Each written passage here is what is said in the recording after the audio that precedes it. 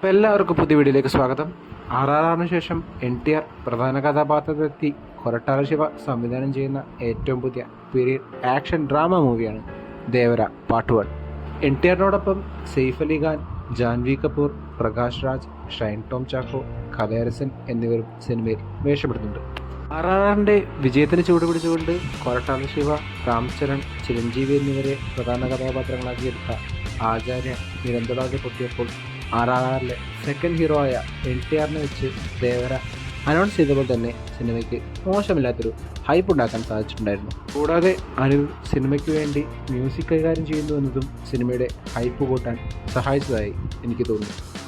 എന്നാൽ സിനിമയുടേതായി പുറത്തു വന്ന പാട്ടുകളിൽ അനിരുദ്ധിൻ്റെ തന്നെ സോങ്സിൻ്റെ സിമിലാരിറ്റിയോടൊപ്പം വേറെ സോങ്സിൻ്റെ കോപ്പിയുടെയുമായി ബന്ധപ്പെട്ട വിമർശനങ്ങളും ഉണ്ടായിട്ടുണ്ടായിരുന്നു.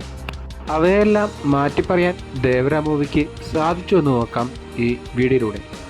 കോസ്റ്റൽ ഏരിയയിലെ 4 ഗ്രാമങ്ങൾ ഉൾപ്പെടുന്ന ഭൂമികയിലെ മത്സ്യബന്ധന തൊഴിലാളികളായ ദേവരയും ഭൈരയും ഇരുട്ടിൻ്റെ മറവിൽ ചെയ്യുന്ന കള്ളക്കടത്തുകളിൽ തുടങ്ങി അവയെല്ലാം ദേവരയും ഭൈരയും എങ്ങനെ ചേർന്നിരിക്കുന്നു എന്നതും അവർക്കിടയിലുണ്ടാകുന്ന കോൺഫ്ലിക്റ്റുകളുമാണ് സിനിമയുടെ ബേസിക് സ്റ്റോറി ലൈനായിട്ട് വരുന്നത്.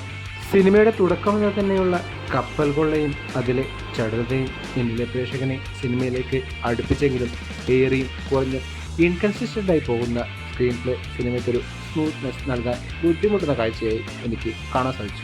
എന്നിരുന്നാൽ ഇൻ്റർവെല്ലിന് മുന്നോടി വന്ന ആക്ഷൻ രംഗങ്ങളിലെ മേക്കിംഗ് കൊണ്ടും സ്റ്റേജിങ് കൊണ്ടും സിനിമ പിക്കപ്പ് ആവുന്നതും അത് അങ്ങനെ തന്നെ മെയിൻറ്റെയിൻ ചെയ്ത് ഫസ്റ്റ് ഹാഫ് അവസാനിപ്പിക്കുന്നതായും എനിക്ക് അനുഭവപ്പെട്ടു. അത് കഴിഞ്ഞ് സെക്കൻഡ് ഹാഫിലേക്ക് വന്നതിന് ശേഷം സിനിമ ദേവരയിൽ നിന്ന് മാറി അദ്ദേഹത്തിൻ്റെ മകൻ വരിയിലേക്കും അദ്ദേഹത്തിൻ്റെ ഫോഴ്സ്ഡായ റൊമാൻറ്റിക് സബ് പ്ലോട്ടിലേക്കും പോയത് വളരെ വലിയ കല്ലുകടിയെ തന്നെ എനിക്ക് അനുഭവപ്പെട്ടു. വരയുടെ പേരായ വേഷമിട്ട ജാൻവി കപൂർ ചെയ്ത തങ്കം എന്ന ക്യാരക്ടർ പുഷ്പ സിനിമയിലെ ശ്രീവല്ലിയെ അനുസ്മരിപ്പിക്കും വിധം അരോചകമായ സീനുകളാൽ സമ്പന്നമായിരുന്നു.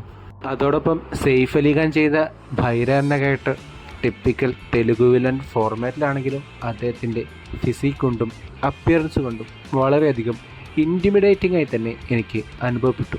അവസാനമായി NTR തന്നെ ചെയ്ത ദേവര, വര എന്നീ ക്യാരക്ടറുകളിൽ ദേവര എന്ന ക്യാരക്ടർ ഭേദപ്പെട്ട പ്രകടനം കാഴ്ചവെച്ചപ്പോൾ വര എന്ന ക്യാരക്ടറിൻ്റെ ആറ്റിറ്റ്യൂഡിലും മാനറിസത്തിലും ഒരു ക്ലാരിറ്റി കൊണ്ടുവരാൻ സിനിമയ്ക്ക് സാധിക്കാതെ പോയ പോലെ എനിക്ക് അനുഭവപ്പെട്ടിട്ടുണ്ടായിരുന്നു. ഇവരെ കൂടാതെ പ്രകാശ് രാജ്, സെറീന വഹാബ്, മുരളി ശർമ്മ, കലയരസൻ, ഷൈൻ ടോം ചാക്കോ എന്നിവരും ഭേദപ്പെട്ട പഠനം തന്നെ സിനിമയിൽ കാഴ്ചവെച്ചതായി എനിക്ക് തോന്നി. സിനിമയുടെ ടെക്നിക്കൽ സൈഡിലേക്ക് വരികയാണെങ്കിൽ രത്നവേലുവിൻ്റെ സിനിമാറ്റോഗ്രാഫിയും ശ്രീകർ പ്രസാദിൻ്റെ എഡിറ്റിങ്ങും സിനിമയ്ക്ക് ഗുണം ചെയ്തപ്പോൾ സാബു സിറളിൻ്റെ ആർട്ട് വർക്ക് വളരെയധികം ആർട്ടിഫിഷ്യലായി തന്നെ ഉണ്ടാക്കി വെച്ച പോലെ എനിക്ക് അനുഭവപ്പെട്ടു. എന്നാൽ അനിരുദ്ധിൻ്റെ മ്യൂസിക് ഡിപ്പാർട്ട്മെൻറ്റിനേക്കാൾ അദ്ദേഹം ചെയ്തു വെച്ച BGM ഡിപ്പാർട്ട്മെൻറ്റാണ് പലപ്പോഴും ടിപ്പാവുന്ന സിനിമയെ താങ്ങി നിർത്തുന്നതായിട്ട് എനിക്ക് തോന്നിയിട്ടുണ്ടായിരുന്നത്.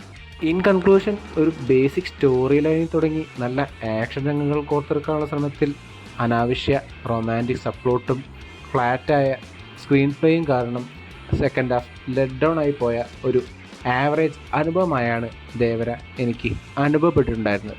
നിങ്ങളുടെ അഭിപ്രായം എന്തു തന്നെയാണെങ്കിലും കമൻറ്റ് ബോക്സിൽ അറിയിക്കുമെന്ന് വിശ്വസിച്ചുകൊണ്ട് ഈ വീഡിയോ ഞാൻ അവസാനിപ്പിക്കുന്നു. വീഡിയോ ഇഷ്ടപ്പെട്ട ചാനൽ സബ്സ്ക്രൈബ് ചെയ്യുക.